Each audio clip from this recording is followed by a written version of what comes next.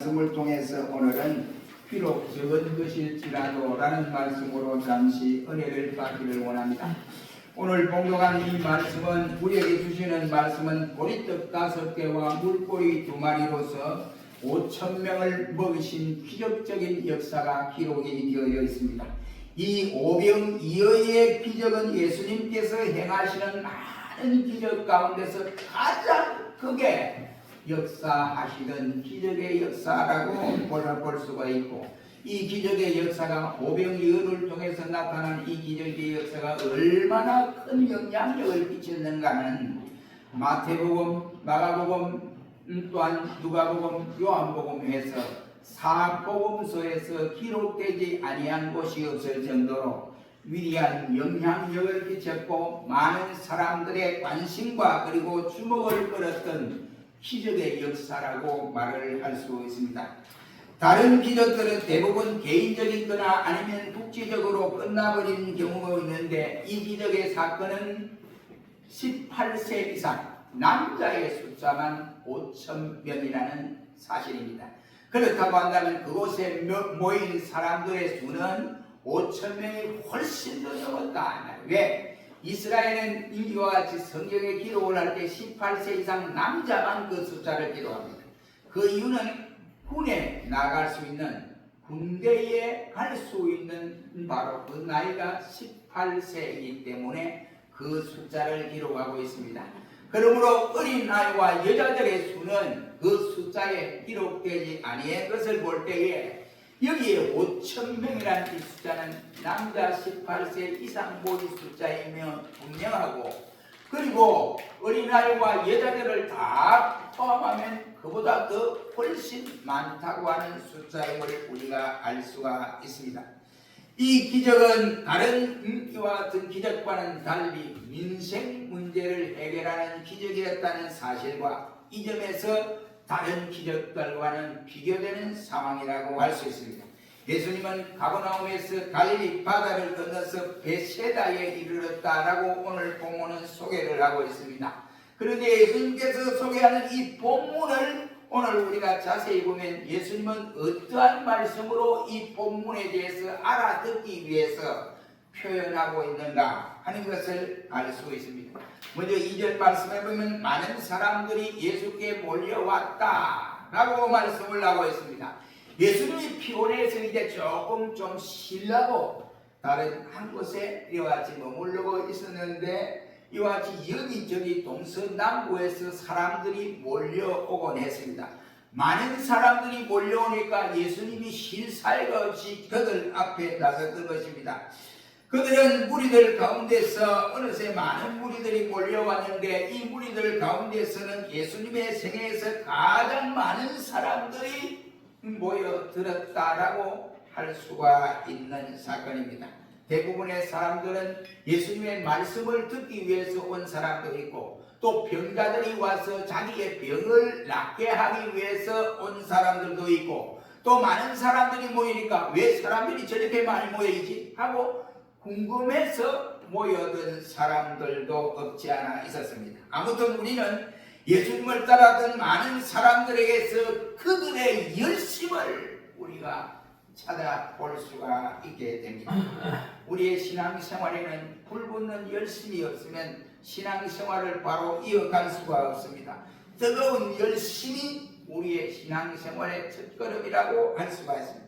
그래서 우리 성경은 부지런하여 게으르지 말고 열심을 품고 주를 섬겨라 라고 로마서 12장 11절은 강조를 하고 있습니다. 우리는 간혹 이단자들이나 아니면 신비주의에 빠진 사람들을 비난하기를 이렇습니다. 그들의 공통점 뭐냐? 열심히 대단하다. 그렇다고 한다면 이단자들이나 신비주의자들의 열심을 보고 저들을 이와 같이 비난할 것이 아니라 우리의 냉소함, 우리의 무관심한 우리 자신들을 한번 되돌아보고, 정말로 개혁주의 신앙으로서 우리가 바로 예수 믿는 우리가 내 심령 속에 얼마만큼 주를 위하여 열심을 내고 얼마만큼 내 신앙의 관리를 가지고 열심을 내고 있는가를 되돌아보아야 한다고 생각이 되어집니다. 우리가 은혜를 받기를 원하면 열심을 내어야 합니다. 믿음이 장성하기를 원한다면 항상 주님께 가까이 계셔야 합니다. 주님이 계신 자리 내가 있어야 한다. 그것이 바로 우리 실천 운동에 나타나는 사건들이라고 할 수 있습니다. 오늘 본문의 내용은 그곳에 어땠느냐? 상황이 날이 저물어가는 광야다라고 표현을 하고 있습니다.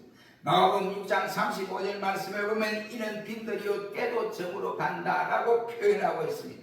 베세다 들녘에 날이 저물고 있습니다. 정말로 황량하고 적막한 광야에서 해가 진다는 것은 그 모인 무리들에게 절망에 가까운 사건이라고 할 수 있습니다.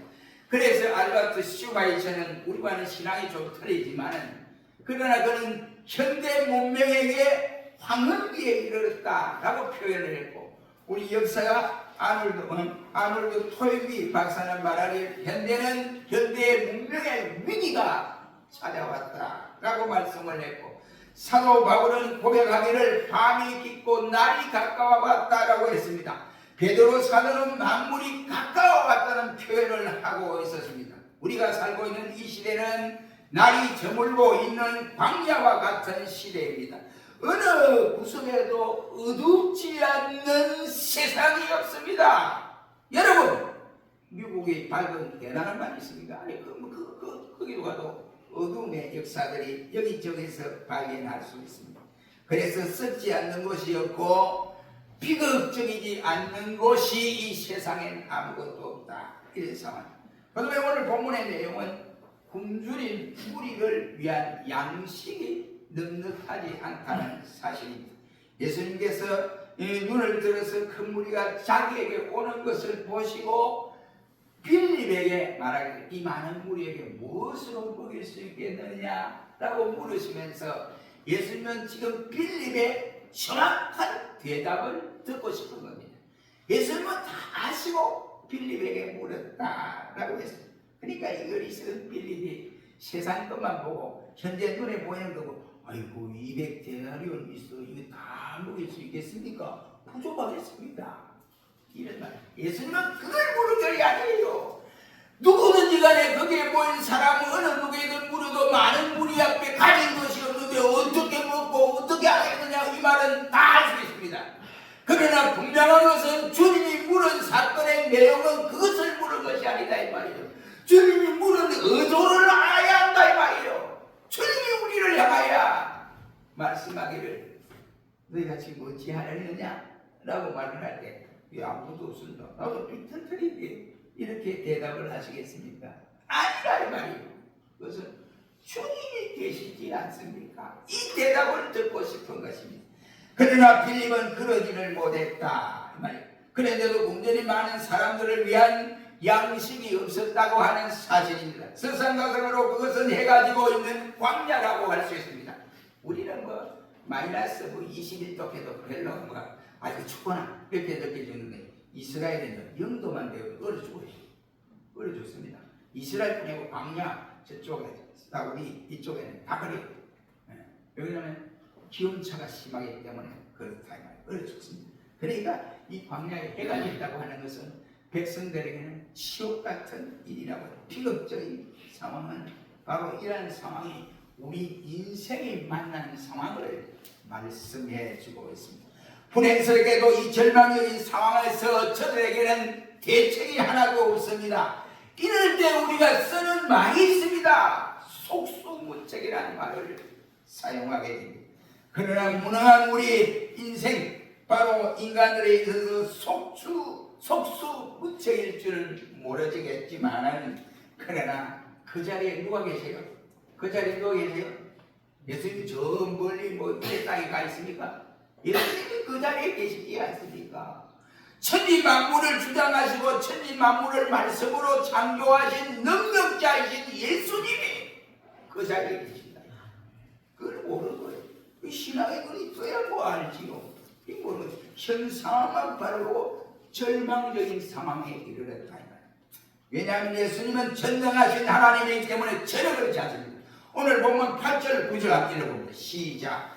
제자 중 하나 곧 시몬 베드로의 안개가 예수의 여자오되 여기 하나이가 있어 우리 뜻 다스리고 물고기 2마리를 가졌나이다. 그러나 그것이 많은 사람들에게 얼마나 되겠습니까? 참 안타까워요. 예수님이 이 말을 듣고 어떤 생각을 하셨을까요? 안드레까지도 아이고 여기에 보리털도 있고 물고기도 있는데 이 많은 뿌리에 비해서 이거 뭐 음식이라고 할 수 있겠습니까? 이런 말입니다. 예수님은 많은 군중들을 앉게 하신 후에 말씀하기를 안드레야 그럼 어떻게 하겠느냐 말씀하지 않고 잔디밭에 다 앉혀라 라고 말씀을 했어요. 그때 예수님께서 그 뜻과 또한 고기를 들고 하나님 앞에 손을 들고 기도를 시작했습니다. 그러니까 기도를 하고 얘들아 다 나누어 주어라 했더니 저들이 먹고 부스러기가 몇 방울이 뭐였어요? 부스러기가 몇 방울이 뭐였어요? 12방울이나 모였다. 이것이 주님의 능력입니다. 인간은 할 수 없고 인간은 안 된다 못한다 아무것도 할 수 없다 내가 가진 것이 없다 무능하다 뭐다 할 일이 없다 상황이 어렵다 이런 말만 하지만은 주님은 능력자이시기 때문에 능치 못함이 없느니라 말씀하신 주님이 계신다 이 말이에요. 그래서 먹고 남은 조각이 12바구니에 넘쳤더라고 했습니다. 여러분 이 엄청난 축복을 잊지 말아야 됩니다. 하나님께서는 절망이 없습니다. 예수님은 먹을 것이 없는 빈들을 풍요로운 축제로 만들어 버렸습니다. 예수님은 해가 지는 이 광야들 쌀쌀한 이 들에 바로 축복의 현장이 되게 했습니다. 보잘것없는 물고기 2마리와 보리떡 5개였지만 사람으로는 할 수 없으되 하나님을 할 수 있는 능력이 성경에 누누이 말씀한 그대로 증명이 되어졌습니다. 여러분의 삶의 현장에 오병이어의 풍요로운 축복의 기적이 일어나기를 바랍니까? 그렇다면 주님과 함께 할 때 역사는 이루어집니다. 주님이 내게서 떠나면 안 합니다. 그렇다면 오늘 본문이 우리에게 주는 교훈이 3가지입니다. 첫째는 비록 적을지라도 있는 그대로 내가 가진 그대로 하나님께 드려야 한다. 이게는 교훈을 받을 수 있습니다. 그래서 11절에 예수께서 떡을 가지사 축사하신 후에라고 했습니다. 예수님이 축복하시면 하면 엄청난 기적의 역사가 일어납니다. 얼마나 경건하고 장엄한 모습이 아니겠습니까? 우리에게 필요한 것이 있다면 그 우리의 능력으로는 할 수 없습니다. 우리가 가지고 있는 지혜도 아니고 우리가 조금 가지고 있는 재물로도 할 수 없습니다. 주님이 높이 드시는 축복의 손이 바로 임할 때 능력이 나타납니다. 여러분 하나님이 모세에게 능력을 주어서 이 이스라엘과 아말렉이 싸웠죠. 그때 모세가 손을 들고 기도를 하는데 피곤하니까 내려올 수밖에 없잖아요. 그러니까 아론과 훌이 그거 몰랐어요. 옆에 있으면서 몰란 거예요. 그래가지고 피곤해 내려오니까 전쟁통에 이스라엘이 패전을 하는 거예요. 그래서 다시 피곤한 손을 이렇게 올려서 기도하니까 이스라엘이 승리한 거예요. 그래서 아론과 훌이 그걸 보고 깨달은 거예요. 양쪽에서 모세의 손을 이렇게 받치고 내려오지 못하도록 다쳤습니다. 그때에 이스라엘은 확실한 승리의 역사가 일어났습니다. 민수기 6장 말씀에 보면 여호와는 내게 복을 주시고 너를 지키시기 위하여 여호와는 그 얼굴을 내게 비추사 은혜 베푸시기를 원하며 여호와는 그 얼굴을 내게 향하여 드사 평강 주시기를 원한다. 여호와 하나님은 우리 성도들에게 눈을 돌리지 않습니다. 우리 성도들을 바라보고 싶어 한다 이 말이에요. 그런데 이 예수쟁이들이 예수님을 바라봐야 할 눈을 당연히 돌리고 세상으로 돌리고 무시해요. 자기 육신주의로 돌리고 그러니까 예수님을 안타까워요. 우리에게 평강 주고 우리에게 은혜 주고 우리에게 능력하게 해주시려고 주님은 그러신다.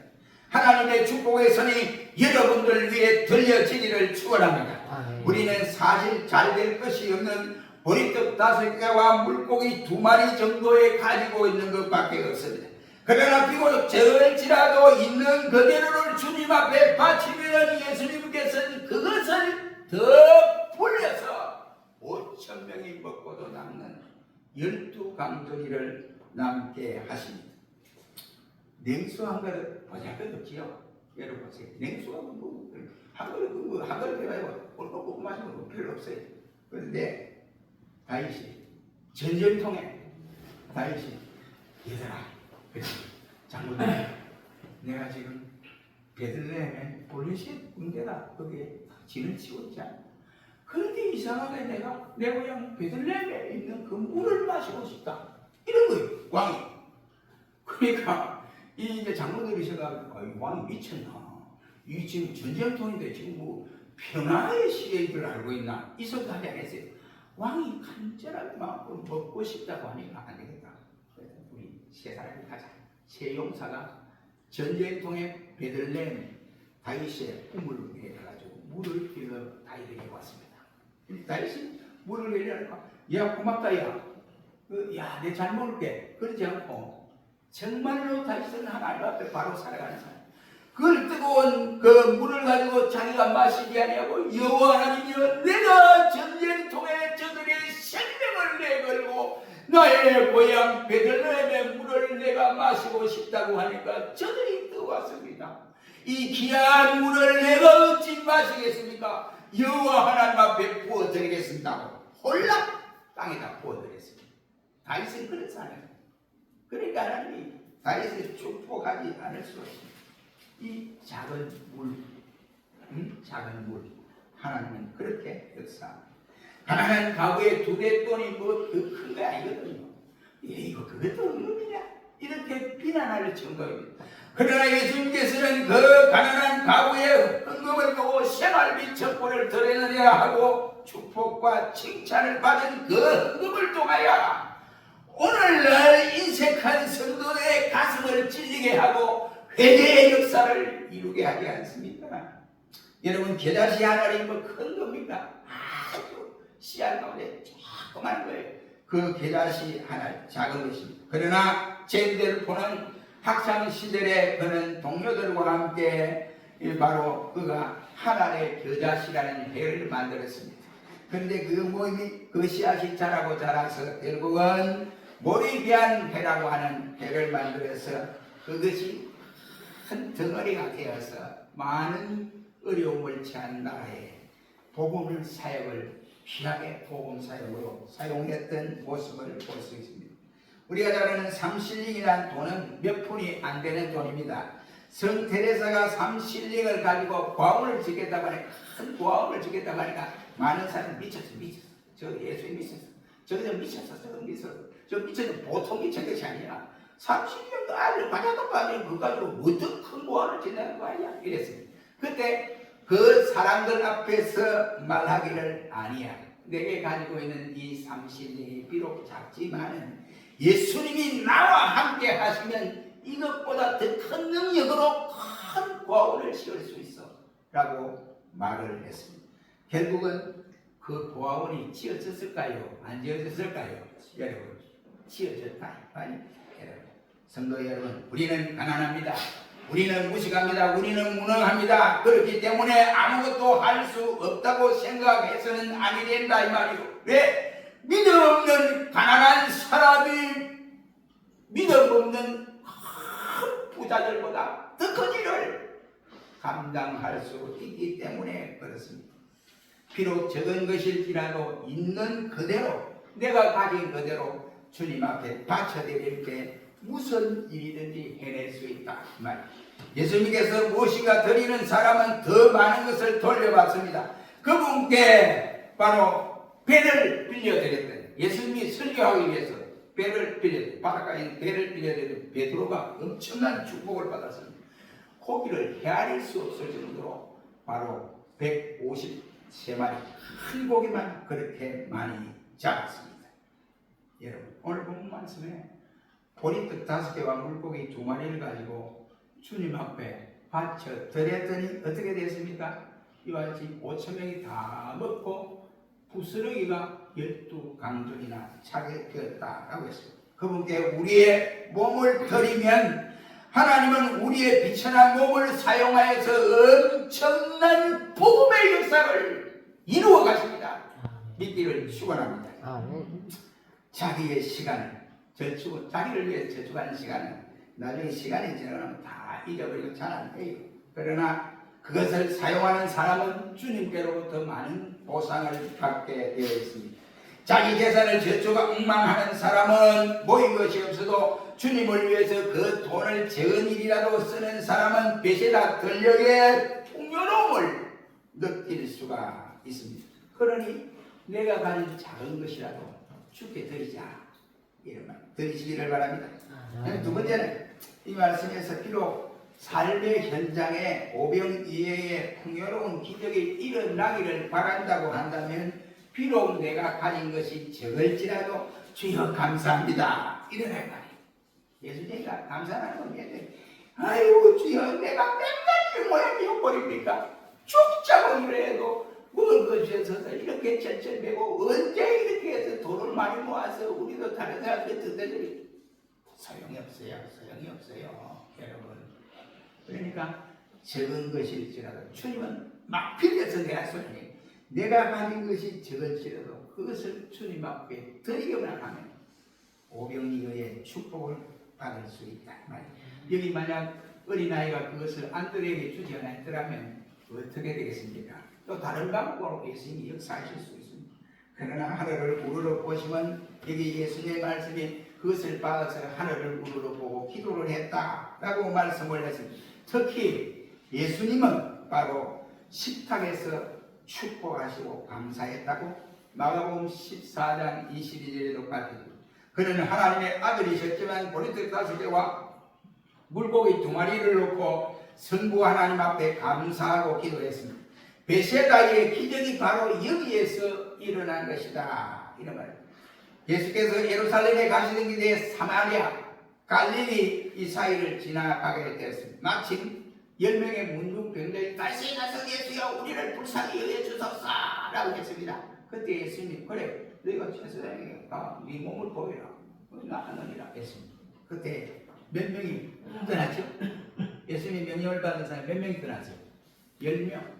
10명 문둥병이 제사장에게 몸을 보이러 갔습니다. 근데 제사장이 보니까 다 나왔다 이랬어요. 판명하는데 기가 찬 노릇이요. 그런데 예수님께 돌아온 사람은 사마리아 사람만 돌아와서 예수님 앞에 감사했다고 했습니다. 그때 예수님이 조금 화가 났어요. 야, 아홉은 다 어디 갔어? 이랬습니다. 이 말은 뭐냐면 그 9 중에는 어떤 사람은 진짜 내가 확인해보자, 확인해봐야 제사장에 가서 확인해봐야 나한테 알지. 그 다음 두 사람은 납기는 한 모양인데 앞으로 재발하지 않을까, 또 이런 사람. 또 세 번째는 예수님께 친히 감사해도 괜찮은데 빨리 가야 되는데 천천히 하지 뭐 그리 급해, 이런 사람. 또 어떤 사람 이제 보니 내 병은 나병 환자가 아닌 것 같아. 또 다른 사람은 다 나은 것이 아닐 거야, 약간 아마 좀 병균이 있었을 거야, 이런 사람. 또 예수님께서 나를 위해서 특별히 예수님도 하나도 없는데 뭐 이렇게 나와버렸네, 이런 사람. 또 랍비들도 이런 할 수 있을 거야. 또 어떤 사람은 사실 나는 이미 회복되고 있었다고, 조금만 있으면 다 나을 건데 뭐. 또 어떤 사람은 가만히 있어 나을 수 있는 것이 아니냐라고 했습니다. 그러나 10번째 이 사마리아 사람은 자기의 나병이 완전히 나은 것을 알고 예수님께 와서 엎드려 사례를 했다라고 말씀을 했습니다. 여러분, 여기서 배운 것은 감사라고 하는 것이 쉬운 게 아닙니다. 우리가 평소에 어릴 때 주여 감사합니다, 힘들고 감사합니다, 이 어려운 거예요. 사실 쉽지 않습니다. 그렇다고 한다면 어려운 것이기 때문에 하나님의 축복도 그만큼 크게 다가온다 이 말이에요. 그래서 우리 성경은 항상 기뻐하라, 또한 쉬지 말고 기도하라, 범사에 감사하라, 이는 그리스도 예수 안에서 너희를 향하신 하나님의 뜻이니라 라고 말씀을 하고 계십니다. 보리떡은 부자들이 먹는 주 음식이 아니에요. 보리떡은 가난한 사람들이 먹는 주 음식입니다. 그리고 물고기 역시도 소금에 절인 작은 물고기이기 때문에 멸치 조금 제일 큰 그 정도밖에 안 돼요. 그건 이와지 가난한 사람들이 먹는 거예요. 그런데 그것에 불과하지만 어린 아이가 가져왔던 이 떡과 물고기를 두고 주님이 축사하신 후에 많은 사람들에게 먹고도 남는 은혜가 넘쳤습니다. 이 말이 뭡니까? 내가 어렵고 힘든 일일지라도 내 환경이 어렵더라도 내가 가지고 있는 그것을 가지고 불평하고 원망하지 말고 그대로 감사해라. 이것을 교훈받을 수 있습니다. 우리 모두가 이 교훈을 가슴에 따갑게 받기를 원합니다. 세 번째는 오늘 본문 말씀을 보면 12절 13절입니다. 본문에서 비록 적은 것일지라도 소중히 여기라.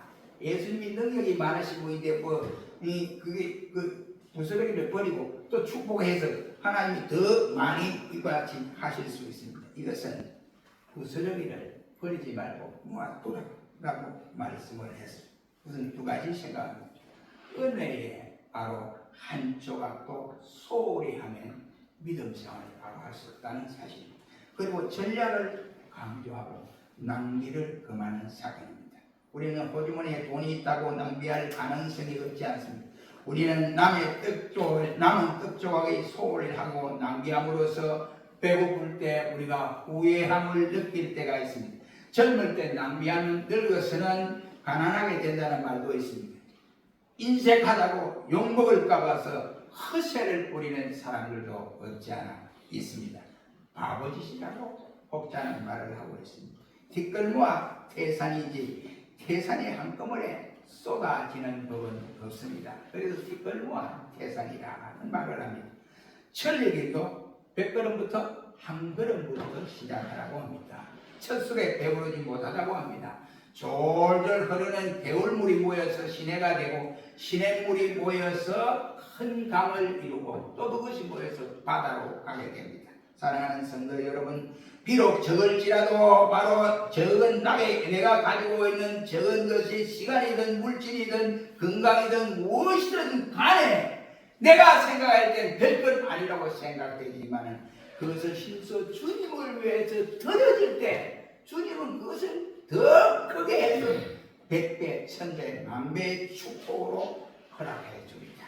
그러므로 오병이어의 기적이 주님의 손에 의해서 이루어졌다는 사실을 명심하시고 우리의 가정에 또한 사업장에 자녀들이 또 섬기는 우리 교회가 이런 축복을 가지고 나아가는 여러분들 되시기를 주의 이름으로 축원합니다.